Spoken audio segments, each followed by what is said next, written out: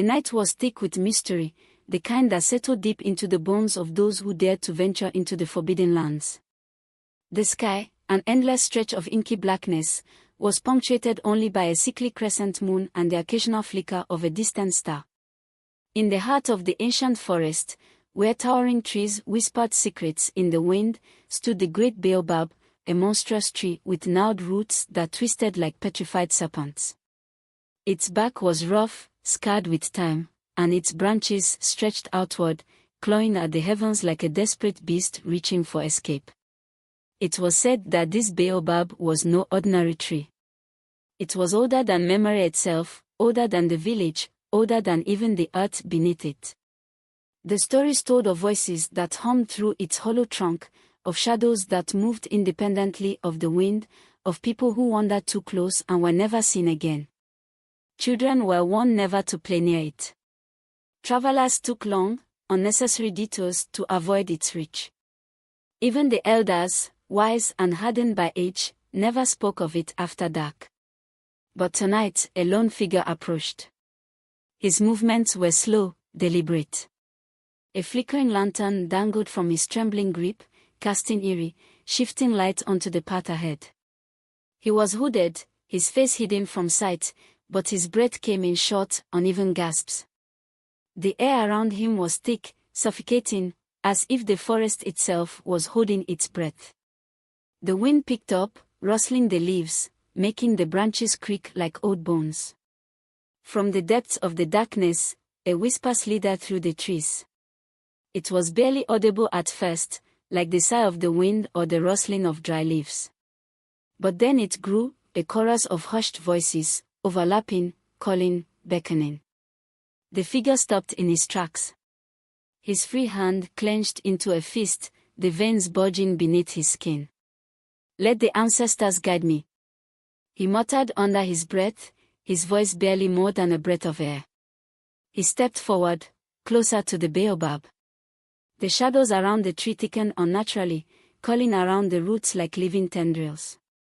The lantern in his hand flickered violently, struggling against an unseen force. His heartbeat pounded in his ears.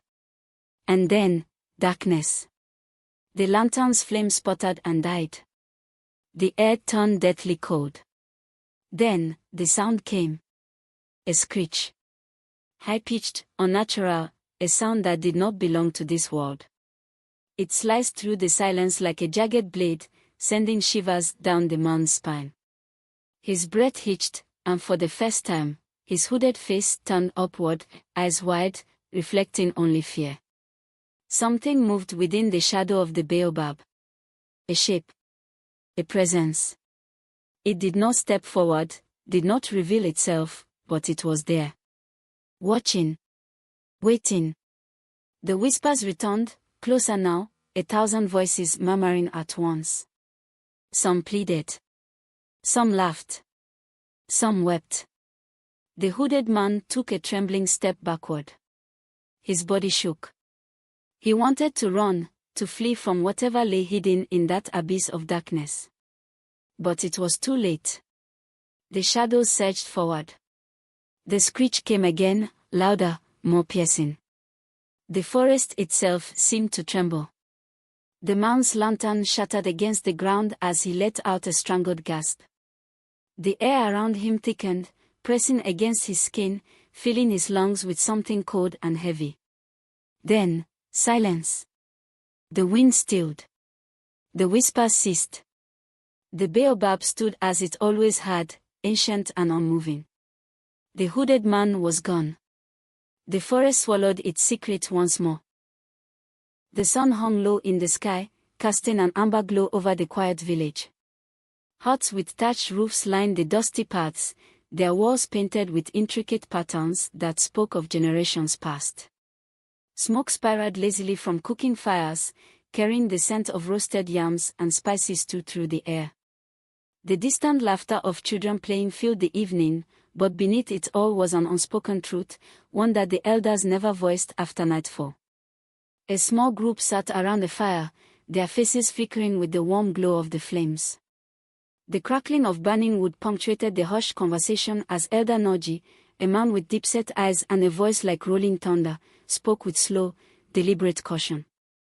His beaded necklace clinked softly as he shifted his weight, the fire reflecting off the grey streaks in his beard. "The baobab is not just a tree," he said, his voice thick with warning. "It is a gateway. A prison. A hungry mouth that never tires of swallowing the foolish." His words settled over the group like a heavy fog. Kolechi, the boldest among them, smirked. He was tall, broad-shouldered, and carried the reckless confidence of youth. He leaned forward, resting his elbows on his knees, and scoffed. "Come on, Grandpa," Kolechi said with a chuckle. "That's just another one of those old stories meant to keep kids in check. A scary bedtime tale." Across from him, Ada sat with her arms crossed, her face shadowed in the firelight. She was quiet, sharp-eyed, and always the first to notice when something felt off. Tonight was no different. "But what about the disappearances?" Ada interjected, her voice measured, serious. "The trader last month. The hunter before that. They both went into that forest and never came back." Jide, the third in their group, chuckled nervously, rubbing the back of his head. He was the smallest of the three but the quickest on his feet. He always laughed when he was nervous. "Maybe they just got lost," Jide offered. "The forest is huge. People disappear all the time." Elder Noji shook his head slowly, his gaze unwavering. "They did not get lost." His voice was softer now, almost regretful. "They were taken." The fire popped, sending tiny embers into the air. The wind picked up slightly, rustling the dry leaves of the trees around them. Kolechi rolled his eyes, leaning back against a wooden stool. "All right then," he said with a grin. "Let's prove it's just a myth." Ada turned to him sharply. "What do you mean?" Kolechi's grin widened. "We go to the tree. Tonight." Jide paled. Wait. "What?" "Think about it," Kolechi continued, sitting up. "Everyone is so scared of this tree, but no one actually knows why. If we go there and come back just fine, we'll prove it's just a story. We'll be legends." Ada shot him a glare. "Or we'll disappear like the others." Kolechi waved her off. "Come on, Ada. You don't actually believe this stuff, do you? It's just a tree." Elder Noji sighed, shaking his head. He threw a handful of dried leaves into the fire, and as they burned, the flames turned blue for a fleeting moment before returning to orange. "The shadow of the baobab is not to be crossed," he said finally, his voice low and distant. "If you go, do not say I did not warn you." A cold gust of wind blew suddenly through the village, making the fire flicker violently. The three friends exchanged glances. Jide swallowed hard. "I really don't like this idea." Kolechi smirked. "Then stay here. Ada and I will go."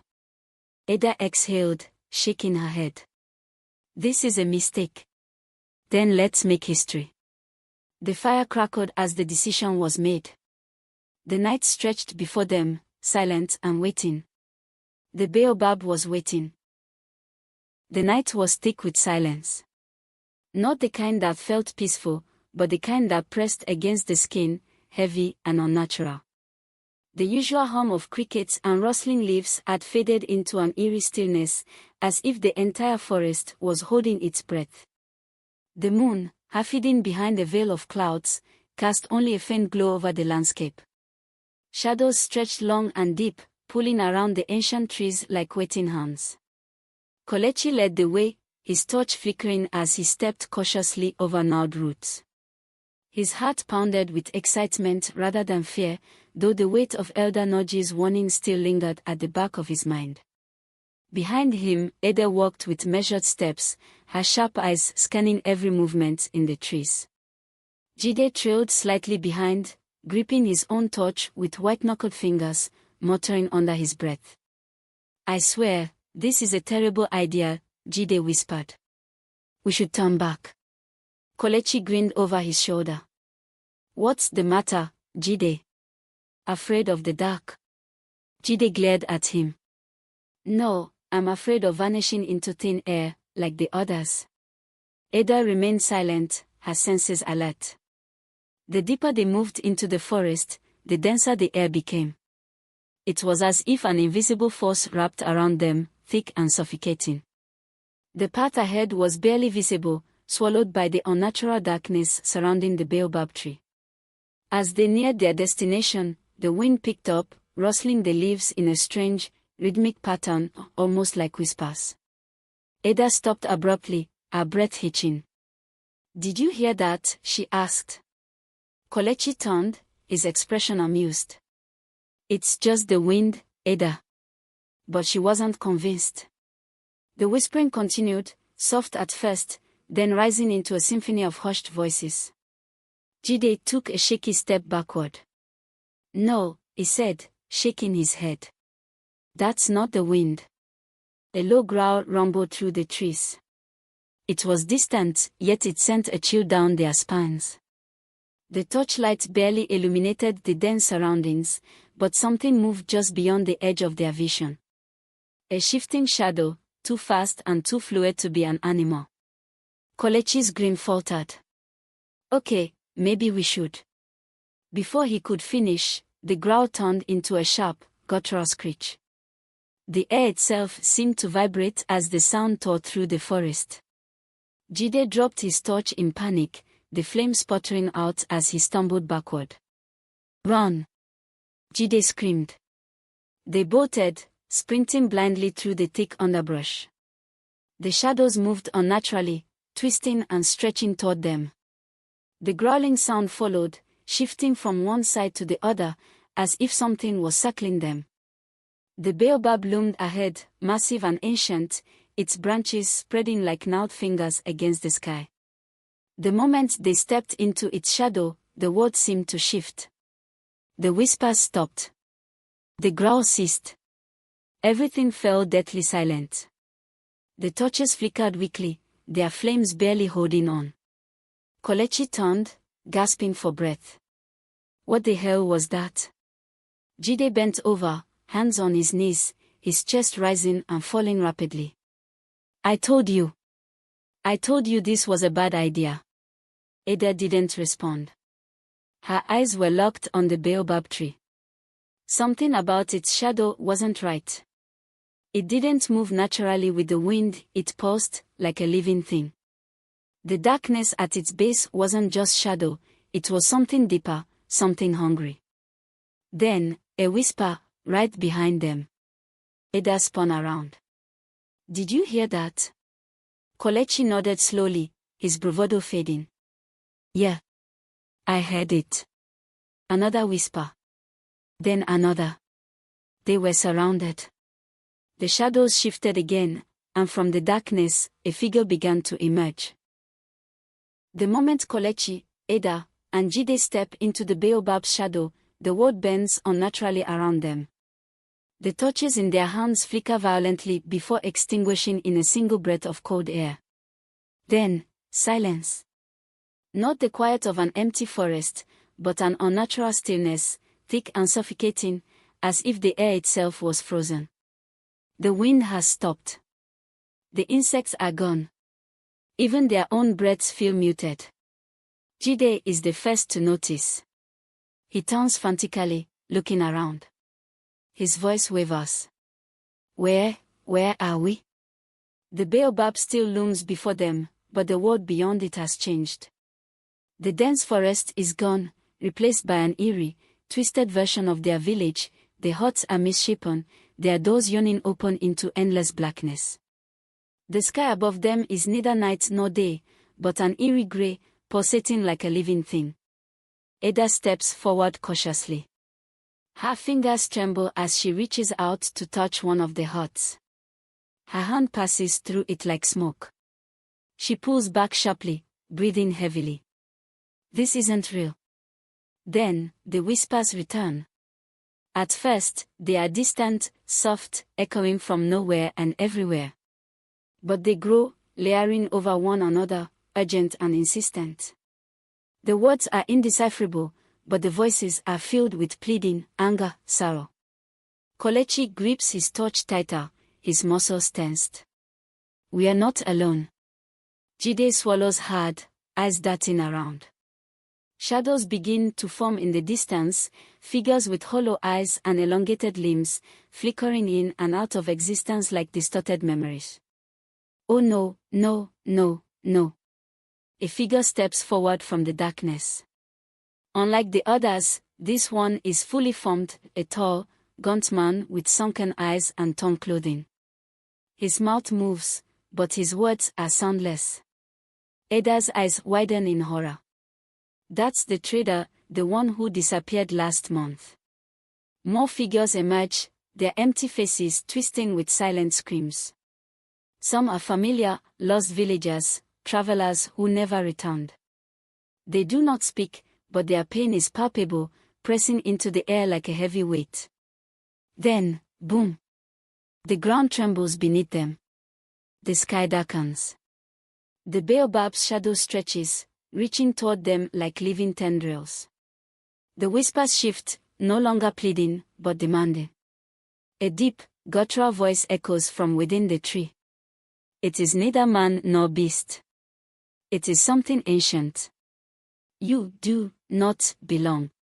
The shadows lurch toward them. Kelechi reacts first. Run! They sprint through the distorted village, their surroundings warping with every step. The ghostly figures reach for them, their fingers brushing against their skin, cold, draining. Jide stumbles, and for a split second, a skeletal hand latches onto his wrist. His scream rips through the air as he feels his strength drain. Ada grabs him, pulling him away. Hold on. Ahead, the baobab pulsates, its back shifting like writhing flesh. Then, Ada sees it, a faintly glowing symbol carved into the tree's trunk, pulsing like a heartbeat. The mark. Maybe it's a way out. Kelechi wastes no time. He lunges toward the tree, pressing his palm against the symbol. The moment his skin touches it, a deafening scream erupts from the tree. The spirits shriek in agony, their forms distorting violently as they are sucked back into the shadow. The ground shakes, and a powerful force pulls the trio backward. The world shatters around them. The first light of dawn spilled over the horizon, casting a golden glow over the village. The once invincible shadows of the night slithered away, retreating beneath trees and huts as if they had never existed. Kelechi, Ada, and Jide stumbled toward the village, their clothes torn, their bodies weak from exhaustion. Their eyes, wide, hollow, held the weight of something unspoken. Something no one else would understand. The villagers were just beginning to stir, the scent of burning firewood and morning porridge thick in the air. But the moment the three figures appeared, a hush fell over the village square. Mothers clutched their children. Elders stopped mid-step, their expressions turning grim. A group of young men carrying woven baskets exchanged uneasy glances. Whispers began to ripple through the crowd. They were missing all night. But they came back. Elder Noji, seated near the large communal fire, watched them approach. He did not speak. His old, weathered face betrayed nothing, yet his dark eyes burned with an understanding that made Kelechi shudder. The elder did not ask where they had been. He did not ask why their faces looked like they had seen ghosts. Instead, he let out a long breath and said, "You stepped into the baobab's shadow." A collective gasp rippled through the villagers. Even the skeptical ones, the ones who dismissed the old stories as mere folklore, shifted uneasily. Kelechi clenched his fist. He wanted to deny it, to say that nothing had happened, that the tales were just myths. But he couldn't. The memory of the twisted shadow world, the agonized spirits, the suffocating darkness, all of it was real. Jide opened his mouth, about to speak, but no words came. His throat was dry. Ada, still trembling, finally whispered, "We saw them. The lost ones." The murmurs grew louder.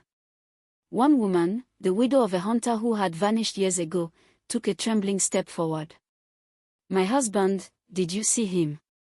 Ada's lips parted, but she couldn't bring herself to answer. How could she? How could she tell this woman that her husband's spirit was trapped in an endless nightmare, forever bound to the cursed shadow? Elder Noji lifted his hand, silencing the growing panic.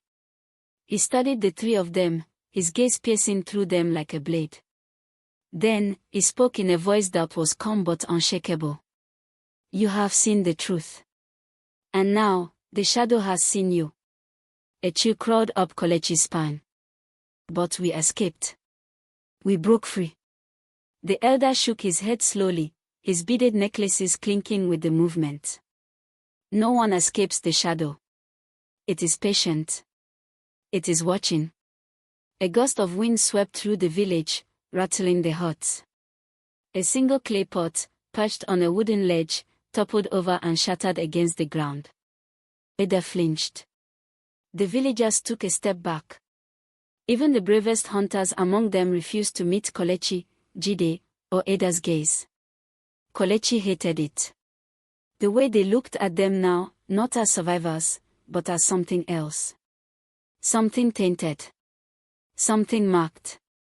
As the sun dipped behind the hills, Kolechi sat outside his family's hut, staring at the baobab tree in the distance. It stood still, its massive branches swaying gently in the evening breeze. But its shadow did not move like the others. He watched as the shadows of the other trees stretched and shifted naturally with the fading sunlight. But the baobab's shadow remained unnatural, too dark, too still, too aware. A low whisper drifted on the wind. Kolechi shot to his feet. His eyes darted around. No one. He swallowed hard, shaking off the unease. Maybe it was just his mind playing tricks on him. Maybe it was the trauma of what they had seen. He turned to go inside. And froze. His own shadow was moving. It twisted unnaturally, stretching in ways it shouldn't. Then, for a split second, it smiled. Kolechi staggered back, gasping. The shadow snapped back to normal, innocent and unmoving. He barely had time to process it when a piercing scream tore through the village. It was Ada. Jide and Kolechi burst into Ada's hut, breathless. She was on the ground, thrashing, her hands clawing at something unseen.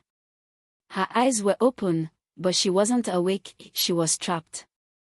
No, it's still there, watching.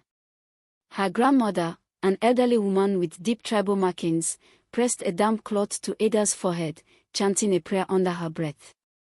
Ada's breathing was shallow. Her lips trembled. "Ada! Wake up!" Her eyes snapped open. She screamed. Jide and Kolechi stumbled back as Ada jolted upright, her breaths ragged. Her eyes darted around frantically before landing on them. She looked horrified.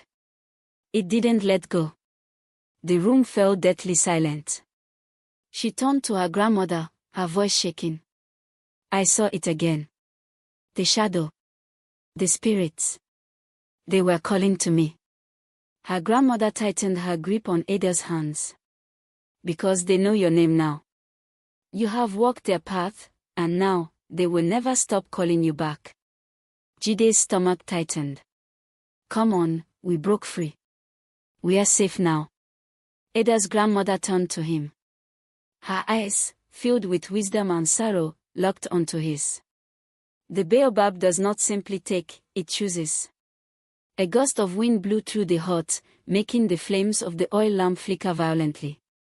For a brief moment, their shadows stretched unnaturally along the walls. Kolechi saw it. Ada saw it. Jide saw it. And in that moment, they knew. The shadow wasn't done with them. That night, no one slept. Kolechi lay awake, staring at the ceiling, his heartbeat unsteady. His mind raced with everything the elder and Ada's grandmother had said. The baobab does not simply take, it chooses. A soft tap echoed outside his hut. His blood ran cold. Another tap. Slow. Deliberate. Like fingernails against wood. Kelechi held his breath. His fingers curled around the mud beneath him. His entire body screamed at him not to move. Then, a whisper. Right outside his heart. A voice so soft, so familiar, it made his skin crawl. Kelechi, come back. His chest tightened. His throat locked. The air in the room grew heavy. Slowly, he turned his head toward the door. A shadow moved beneath the crack.